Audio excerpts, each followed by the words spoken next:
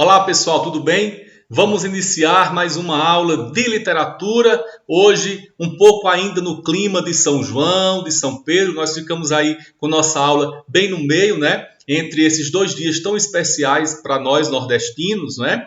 E também no clima da live, do Arraiá da Felicidade do Colégio Padre Viana, que foi um grande sucesso, não é? Então, na aula de hoje nós vamos falar sobre o engajamento da poética drummondiana, mas antes eu quero compartilhar com vocês essa linda poesia do poeta Flávio Leandro, que fala para nós desse São João diferente, desse São João sem aglomeração, né? Sem aquele calor humano, mas de um São João possível, né? Porque o São João está dentro de nós e cabe a todos nós mantermos essa chama da fogueira de São João acesa, viva, para que nós possamos também ser luz para os outros, para que nós possamos também ser luz para o mundo que atravessa esse momento de pandemia, não é? E tão necessário de solidariedade, de empatia. Então, que essa luz da fogueira de São João seja o nosso guia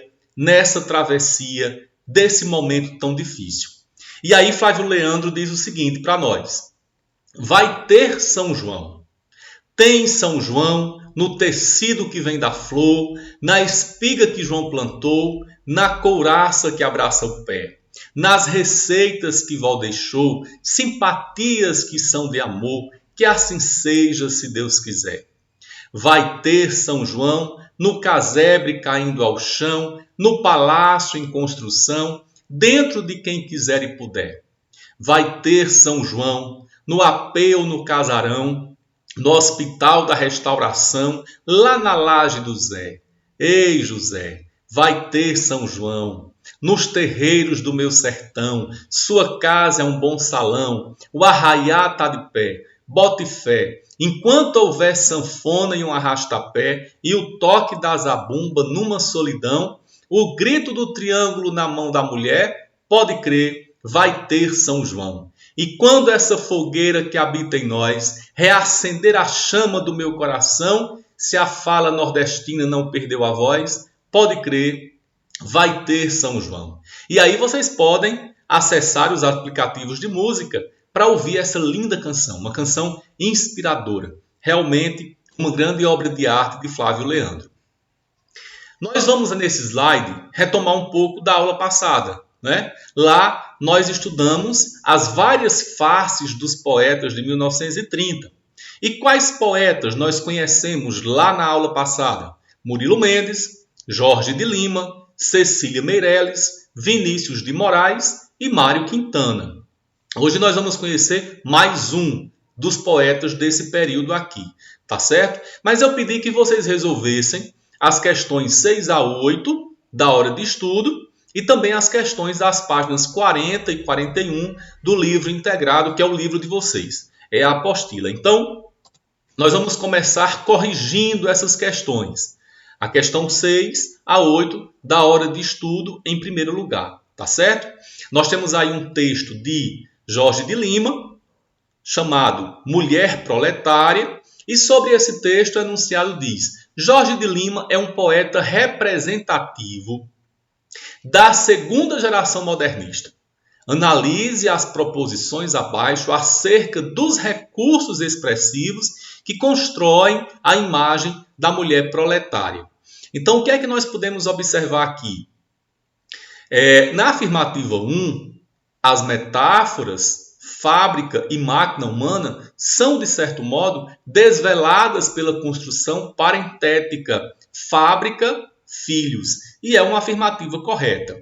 Na afirmativa 2, os 2 últimos versos na primeira estrofe constituem eufemismos das ideias de mortalidade e de trabalho infantil.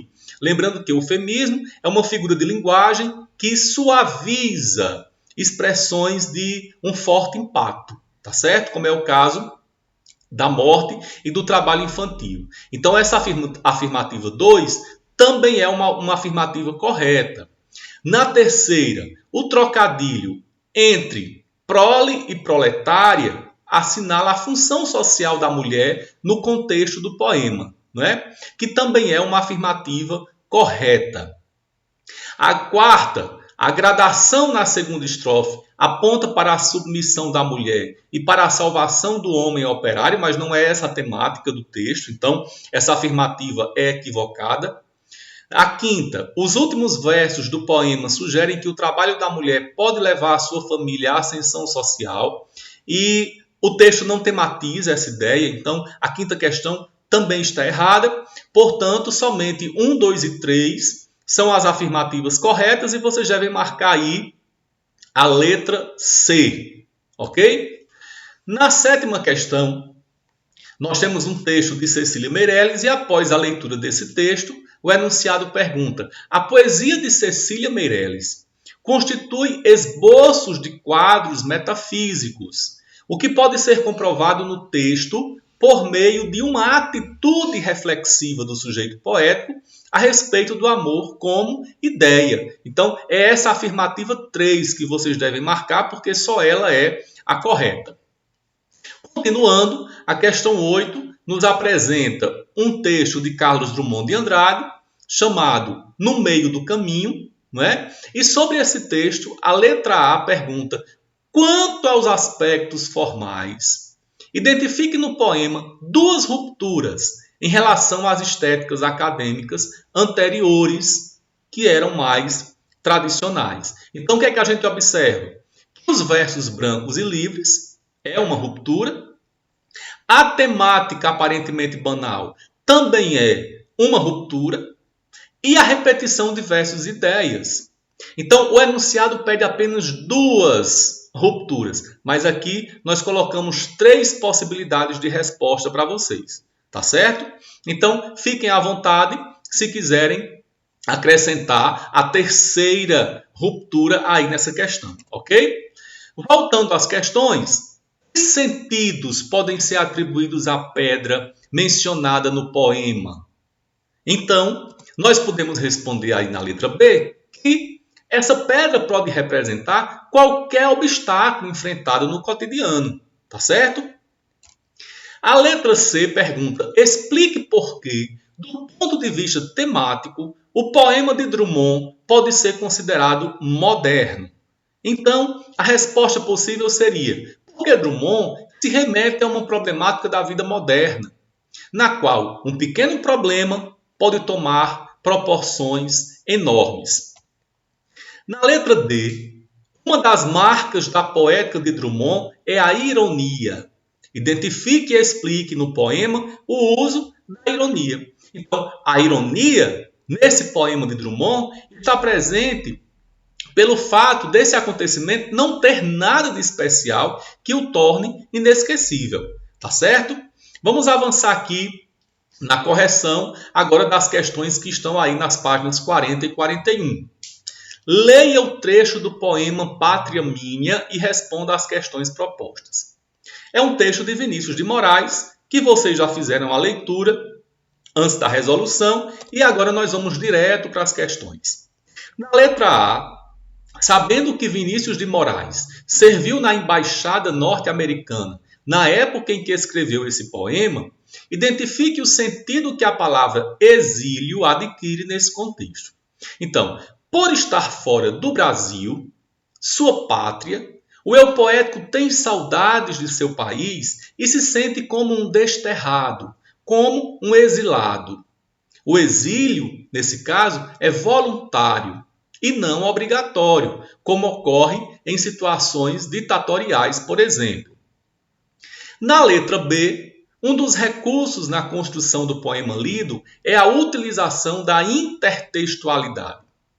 Transcreva um verso que comprove essa afirmação, lembrando que a intertextualidade é o diálogo entre textos, né? E aí, essa é uma resposta que pode ser pessoal, porque cada um de vocês pode transcrever um verso, né, diferente para comprovar essa afirmação de acordo com a concepção de vocês a respeito do que o enunciado está pedindo, mas a sugestão de resposta é que a quarta estrofe do trecho selecionado faz referência ao hino nacional, ao se referir ao Brasil como uma terra mais garrida, e ao lema da Inconfidência Mineira. Na última estrofe, há uma referência à canção do exílio, na citação do Sabiá. Então, são esses elementos que podem ser apontados aí como elementos intertextuais, tá certo? Mas vamos avançar. Nós temos aqui, na letra C, pedindo para identificar, na estrofe final do poema, um neologismo. O que é um neologismo? É uma palavra inventada pelo poeta. É uma palavra que não existe no dicionário. E aí, apontar, após a identificação desse neologismo, uma hipótese para o seu sentido.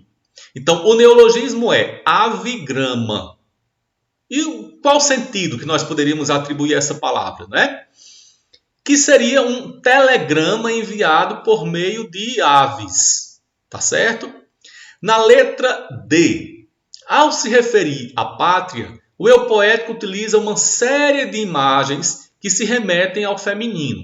Sobre elas, é possível afirmar que a pátria assume vários papéis femininos. Ora de mãe, ora de filha, ora de amada, como é possível perceber em Não te direi o nome, pátria minha. Teu nome é pátria amada, é pátriazinha. Não rima com mãe gentil, vives em mim como uma filha que és. Ok? Então só a última alternativa aí está correta.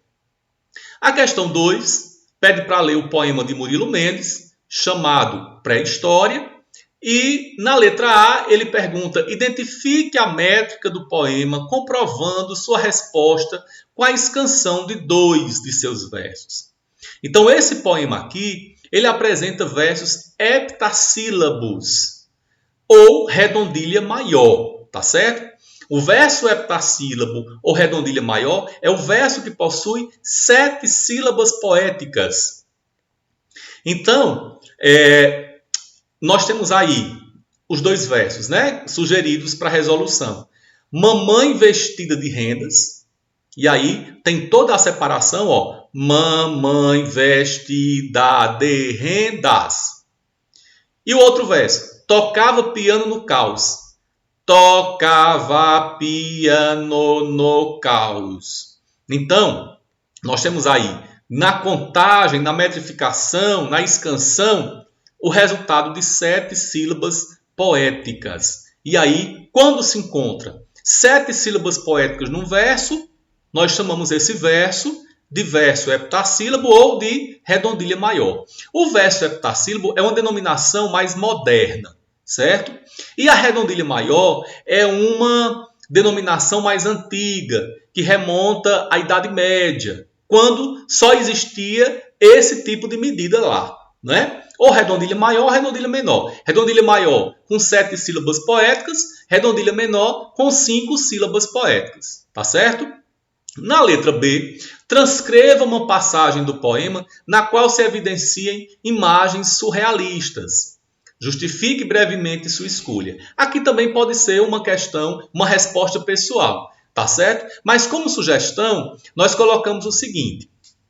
Tocava piano no caos, é uma passagem do poema, né? Onde se evidencia aí essa imagem surrealista. Ou então, uma noite abriu as asas. E a justificativa? Na primeira, a mãe tocava piano em meio a um espaço não identificado, desordenado, não material.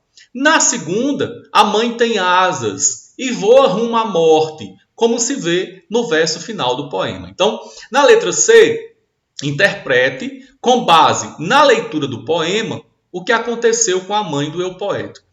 Ela morreu. Ela morreu provavelmente se suicidou. Continuando aqui, na letra D, nós temos o seguinte. Identifique o tempo verbal predominante no poema.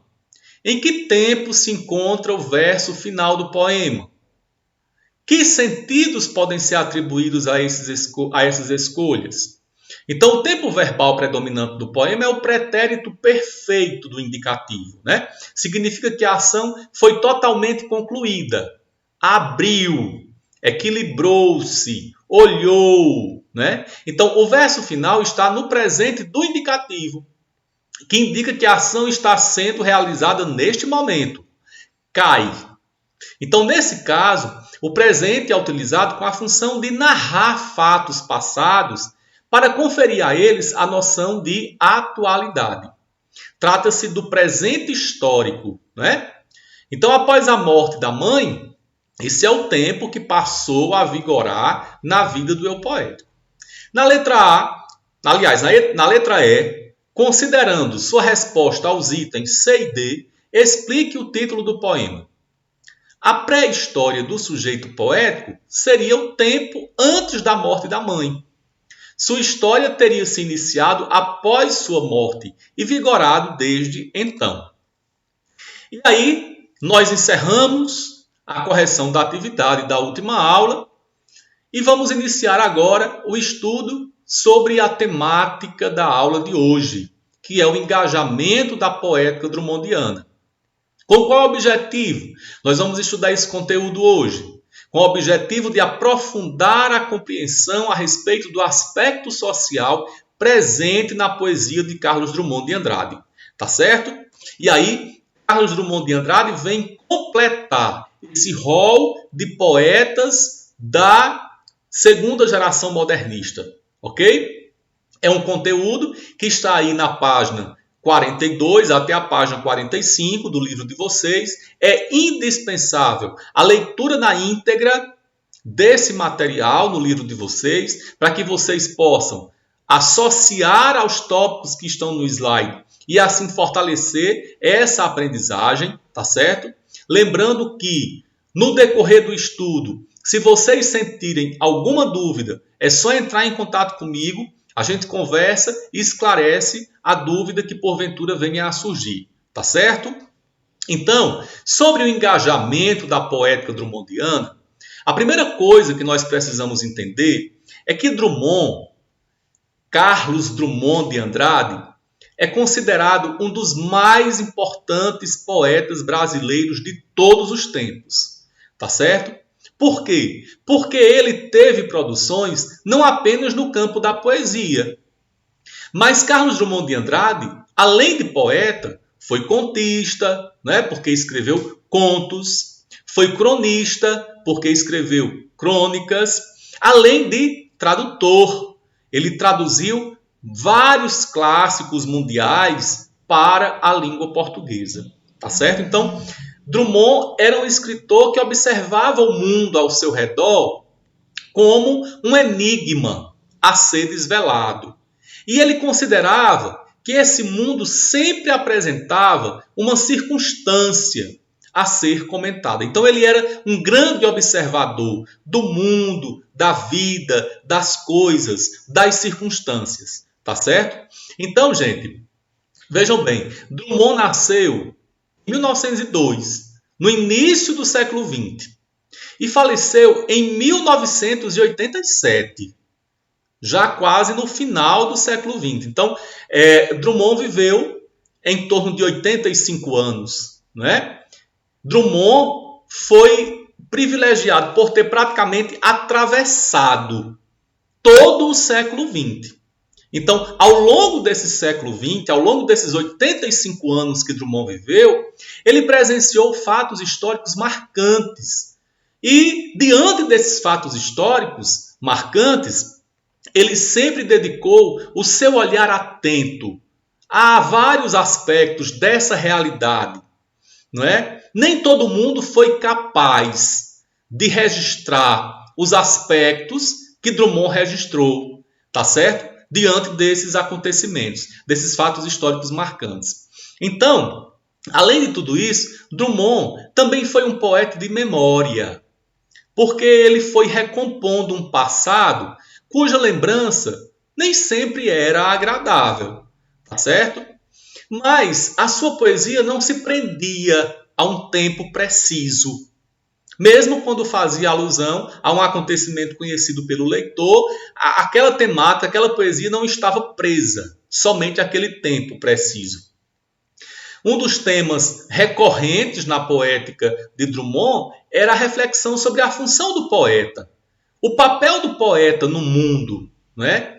Então nós temos um texto dele que é bastante simbólico diante dessa proposta, diante dessa temática, que é o poema Mãos Dadas. Olha aí o título do poema. Mãos Dadas já sugere o engajamento de todo mundo, não é? A união de todo mundo. Então, quando a gente fala do engajamento da poética drummondiana, nós estamos falando disso.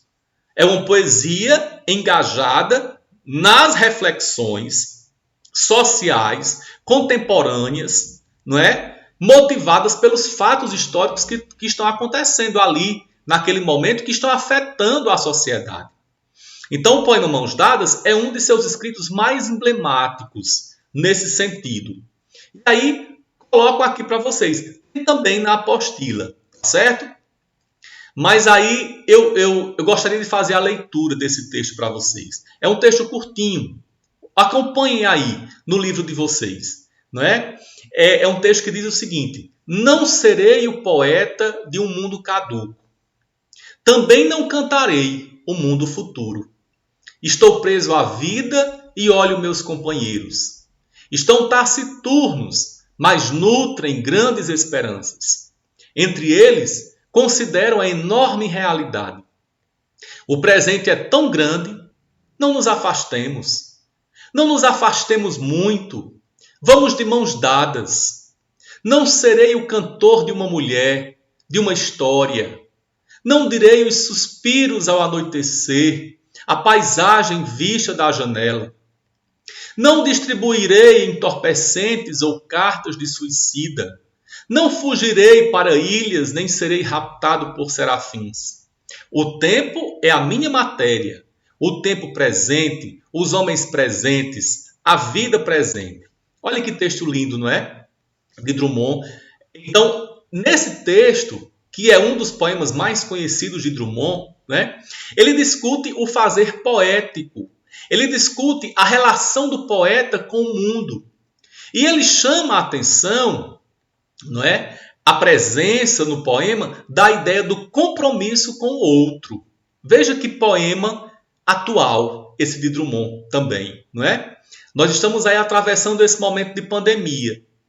E há também essa grande preocupação com o outro, né? A gente escuta muito as organizações de saúde, as autoridades de saúde dizerem: cuide de si e cuide do outro, use máscara, fique em casa, proteja a você e proteja os seus, né? Assim.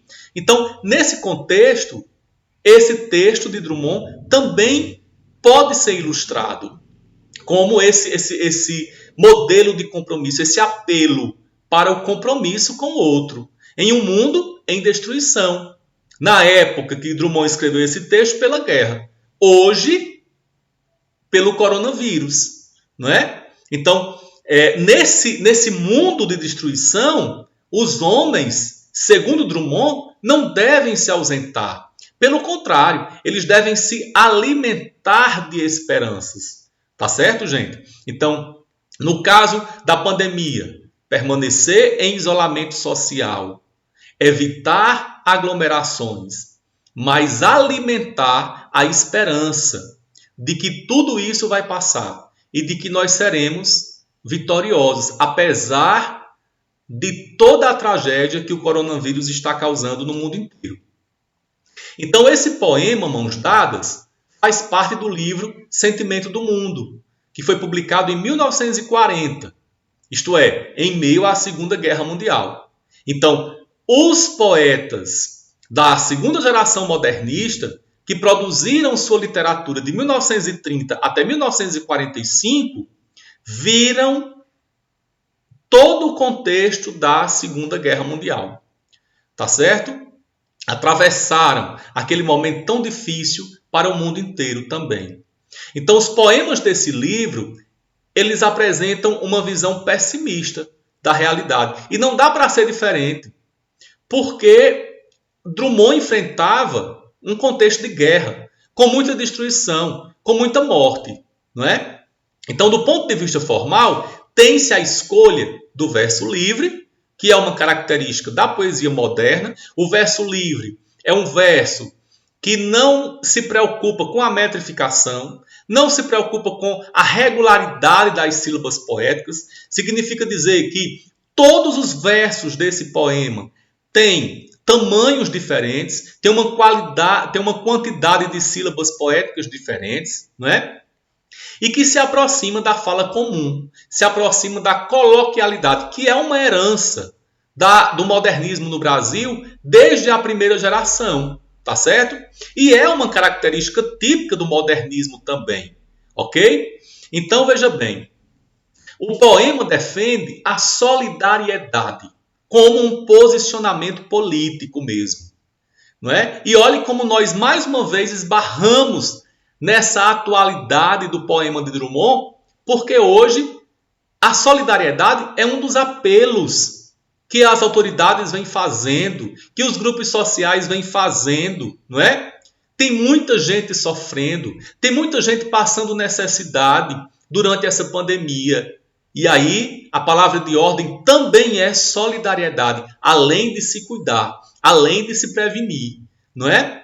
Vejam quantas lives solidárias estão sendo realizadas para ajudar as pessoas que mais precisam nesse momento, não é? Então, também nesse aspecto, o poema de Drummond é um poema que permanece atual. É uma poesia fixa no presente. É uma poesia que se coloca contrária ao mundo caduco no qual se encontram alguns poetas. Então a vida presente aparece quase como uma obrigação do fazer poético. Como se tratar do presente fosse o grande papel do poeta na história. O que pode ser confirmado quando o eu lírico afirma que o poeta não se afastará do lado de seus companheiros. Não fugirá, nem será raptado por serafins, abandonando seu lugar, que é o lugar da resistência. Então, gente, como nós podemos observar, o poeta trata essencialmente de seu tempo. Nesse sentido, pode-se afirmar que a poética de Drummond, ao olhar para o presente, volta-se para as várias faces do Brasil, cujas transformações se deram desde os anos de 1930, quando o escritor publicou Alguma Poesia, que é um outro livro, né? Foi o primeiro livro de poemas de Drummond, em meados da década de 1980. Então, nós temos aqui as inquietações humanas também, as angústias, né? Os temores do homem diante de seus impasses mais íntimos. Essa é uma abordagem que Drummond também faz através da sua escrita, né? Por meio de diferentes tipos de registro. Ora, esses registros são sérios, ora, esses registros são carregados de humor, ora, esses registros são atravessados por ironia. E aí o seu lirismo, ao mesmo tempo que aborda temas prosaicos, que são temas comuns, que são fatos do cotidiano, né? Que são os pequenos acontecimentos da vida simples, uma figura que passa, um olhar distraído pela janela, um objeto deixado sobre a mesa da sala, um retrato na parede já esquecido. Então, são exemplos de pequenos acontecimentos cotidianos da vida simples, né? Então, a construção desse poema é outra preocupação drummondiana. O poema que aconteceu, já em uma primeira leitura, aponta para uma reflexão cujo sentido imediato é metalinguístico. O que é que significa essa característica, né? Texto metalinguístico. Metalinguístico vem de metalinguagem. E a metalinguagem é o quê? É um elemento da comunicação, né? Uma função da comunicação, onde o objeto fala do próprio objeto. O código linguístico fala do próprio código, né? Nesse caso aqui, o texto fala sobre o próprio texto. Tá certo? Então, gente, isso é metalinguagem. Olha o exemplo aqui colocado para vocês. Mais um texto de Drummond, certo? Onde ele vai dizer: nenhum desejo neste domingo, nenhum problema nesta vida. O mundo parou de repente, os homens ficaram calados. Domingo sem fim nem começo. A mão que escreve este poema não sabe o que está escrevendo, mas é possível que se soubesse, nem ligasse. Olhe como a primeira estrofe do poema de Drummond permanece atual, gente. nenhum desejo neste domingo, nenhum problema nesta vida, o mundo parou de repente, os homens ficaram calados, domingo sem fim nem começo. É o que nós estamos vivendo nessa pandemia, nesse isolamento social, não é verdade? Então, nós temos aqui a estrutura do poema que acompanha a simplicidade aparente de seu tema, né? O que diz a poesia em um mundo sem acontecimento algum? Do que essa poesia trata? Na primeira estrofe, há a utilização de repetição e paralelismo para organizar as palavras em blocos, né? Lembrando que o paralelismo é uma repetição que favorece a memorização. Então, o poema enfatiza o processo de criação, né? A mão escreve o texto como se tivesse vida própria. É assim? Então, veja bem.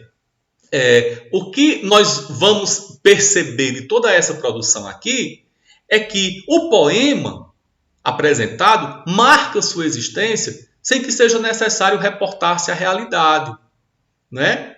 Seja essa realidade individual ou coletiva. O que importa para que a poesia possa ser escrita? Sobre quais assuntos deve tratar a poesia? Né? Então, nesse pequeno poema, chamado A Poesia Acontece, apesar de nada acontecer ao seu redor.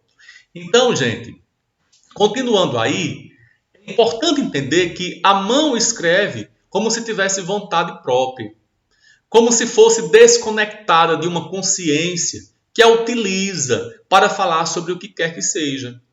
A escrita nesse poema é um exercício despretensioso e esvaziado de imaginação.